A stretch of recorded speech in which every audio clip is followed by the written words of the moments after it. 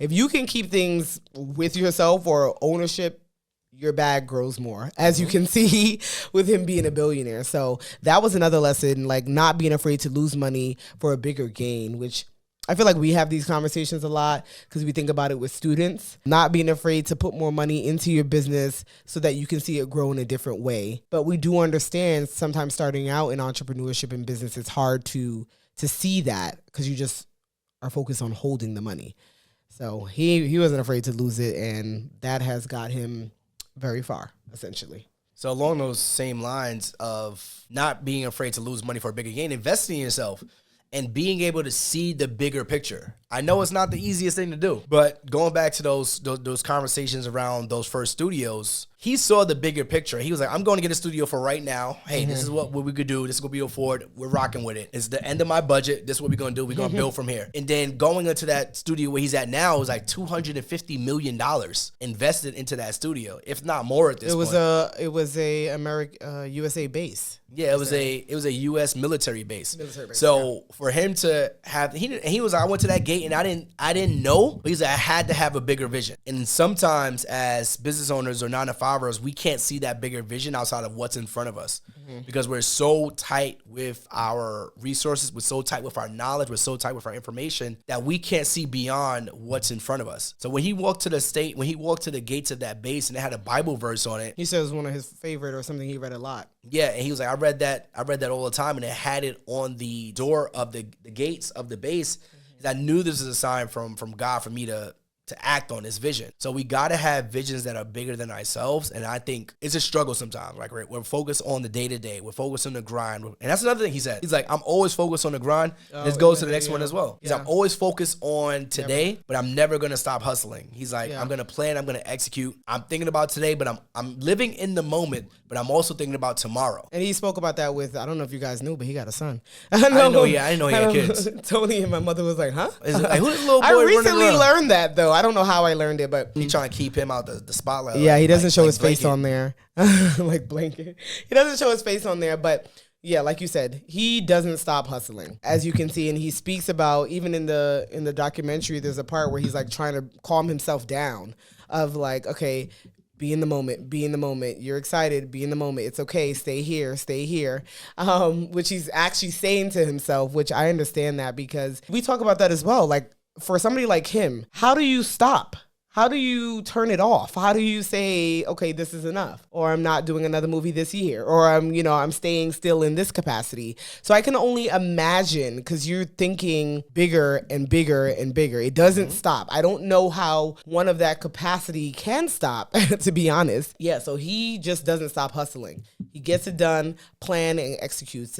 And sometimes we have those conversations when we see people like, I don't want to be like that. I don't know if I want that. Like, yeah, we all want more money, but are you willing to really put in the work that requires that, right? When we started off our cleaning business, we had a friend or somebody we met in the business that started as well, and she was like killing it. She had went off. We're like, damn, we're behind. How do we get to that? And we had a conversation with her about all that she was going through. We're like, oh yeah, no, that's not. It's what a we marathon, want. not a sprint. Yeah, that's not what we want. This don't sound fun to us. So yeah, but he's big on getting it done. He plans it. He executes quickly. Definitely does. Another thing along those same lines with the whole hustling thing, he had mentioned that when his mother had passed, he said, if I had nothing else going on, I didn't have a movie, I didn't have a contract, I didn't have these new builds happening, I would have stopped. He said that would have been the end of Tyler Perry. That would have been it. So when you're thinking about your ability to keep moving, staying in motion is super important, especially when you have that momentum. Like you got the momentum, you got to let that train go, because once that train stops, you don't know if it's going to pick back up again. So keep that train going, keep the momentum, especially if you got something going. So like our podcast is like, yo, we got to keep this thing going. We had 100 episodes. Can we do 200? Let's talk about what the new year looks like. Let's talk about, why are you making a face? You said, can we do 200? I made a face. Ooh, child, it'd be a lot to be here, I'm telling you. We be struggling. We be struggling, but we here, y'all. We here. Exactly. That's the thing. Thinking about others, man. Thinking about others. COVID and making you get money and building sets. That's my little note. So what happened was during COVID, he built other sets on his trailer. What is it called? He had other trailers there where during COVID, he said, I had 300 plus employees and they need to feed their family. So we're going to work. So he put things in place to make sure everybody's wearing a mask. They're getting tested, blah, blah, blah, blah. So he's constantly thinking about others because he's like, we're going to work. We're going to move forward because you guys got to pay the bills. Now, is that a gain for him as well? Absolutely. But I don't got to do that because I have other things. I have other things happening. I can't support 300 plus employees and they're not working. Absolutely not. Yeah. So he built sets on his park, if you will. Do they have tours? I wonder. They do. Oh, they do. I need to do a tour.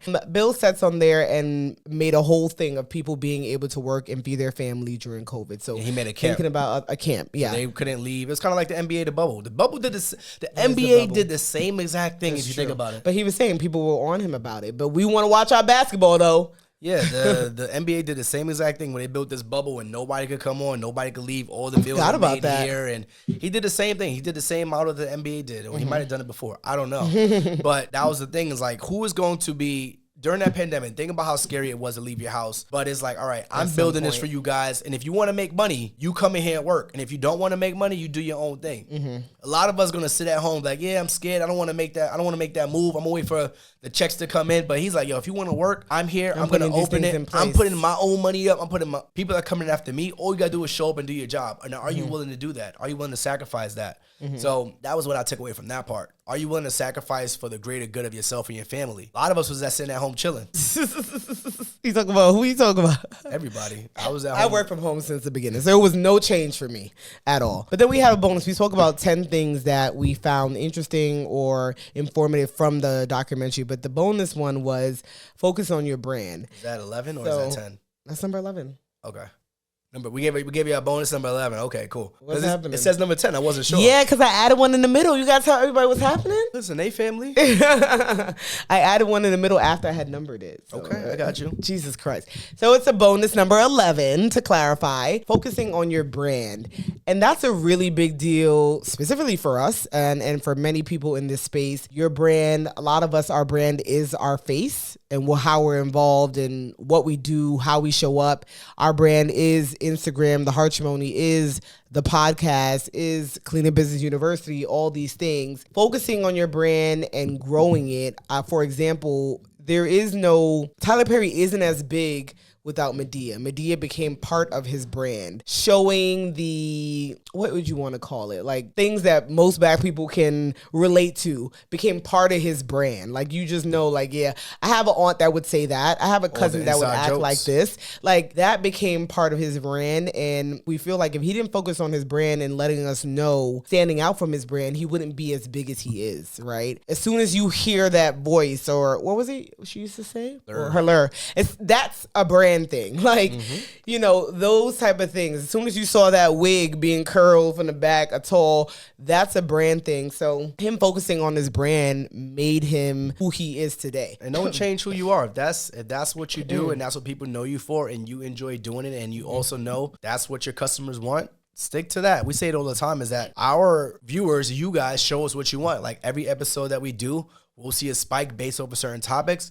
We'll see a lower amount based on certain topics. We'll see you guys like more on Instagram based on certain things. And you have to learn how to pivot. And sometimes you're just like, yo, I want to do my own thing, whether it's part of my brand, whether my audience likes it or not, I'm gonna do my own thing. Miss Coffin over here. So I get 5 calls them. But yeah, this is, I think that movie is highly recommended. Yeah. Hopefully you guys. First of all, Tony don't ever watch TV. So if he's recommending it, then you should go watch it. Hopefully you guys took away some game from it. Hopefully you guys more than took away some game, took away some actionable items, actionable steps so that you can make an impact on your actionable life.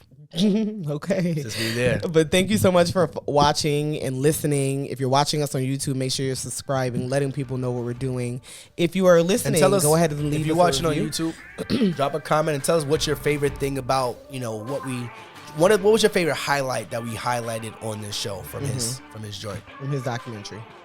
That's it for us. Have a good one. Later, guys. See you guys next week. Bye.